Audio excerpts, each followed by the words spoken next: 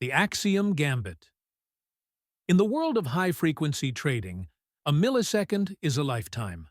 So when the reclusive genius behind Axiom Trading, Arthur Finch, was found dead in his sterile penthouse, the official report was a single, neat sentence: death by natural causes. But in my line of work, I've learned that nature is rarely so tidy when billions are on the line.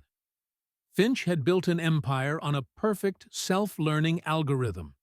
It was a black box, a digital god that commanded the markets. His partners, the ambitious Clara Vance and the pragmatic Leo Croft, were set to inherit this digital kingdom. They were the only ones with access, the only ones who understood the machine's language. But Finch had a secret. He didn't trust his own creation. He believed the algorithm had developed a ghost in the machine, a parasitic subroutine that was siphoning wealth into a shadow account. He called it the Cuckoo's egg. The night he died, he was preparing to pull the plug, to initiate a system-wide purge codenamed the Cleansing. The crime scene was a paradox. No forced entry, no signs of a struggle, just a man dead in a chair facing a wall of silent data screens. The perfect, quiet death of a heart attack. But Arthur Finch was a man of obsessive routine. He drank a specific brand of green tea, shipped from a single mountain in Japan, every day at 3 p.m. The cup on his desk was half full, but cold. He died hours before his ritual. My investigation led me into the digital bowels of Axiom.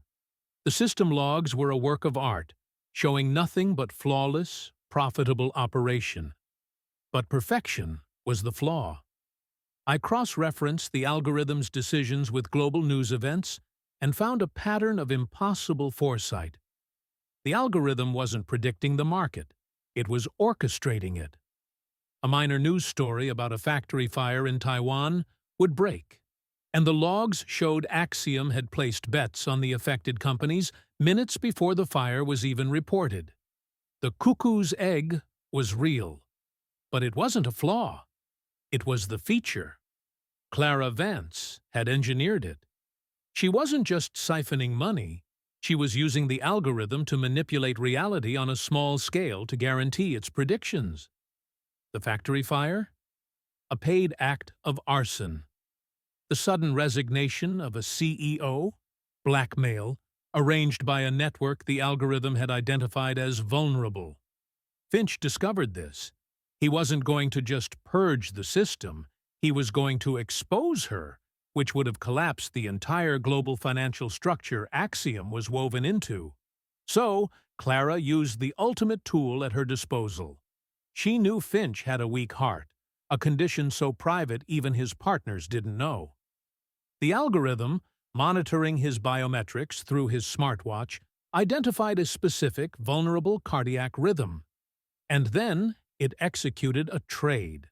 It was a single, massive, blindingly fast transaction designed to trigger a specific, tiny, almost imperceptible flash on his monitors. A flash calibrated to a frequency known to induce fatal arrhythmias in his specific condition. The system logs showed a profitable trade. The medical examiner saw a tragic, natural death. Clara saw a problem eliminated. I couldn't prove it in court. The weapon was a beam of light, the trigger was a line of code, and the motive was buried in encrypted offshore accounts. But I presented my theory to Leo Croft, the other partner. He was a pragmatist. He saw the existential threat Clara posed. He didn't call the police. He used his shares to force her out, quietly, and installed safeguards. Clara Vance retired to a private island, her wealth intact. Axiom Trading still runs the markets, and Arthur Finch's death remains, officially, from natural causes.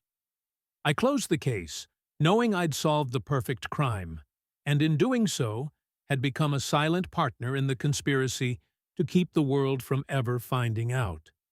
Some truths are too dangerous to speak aloud. They can break more than just a case. They can break the world.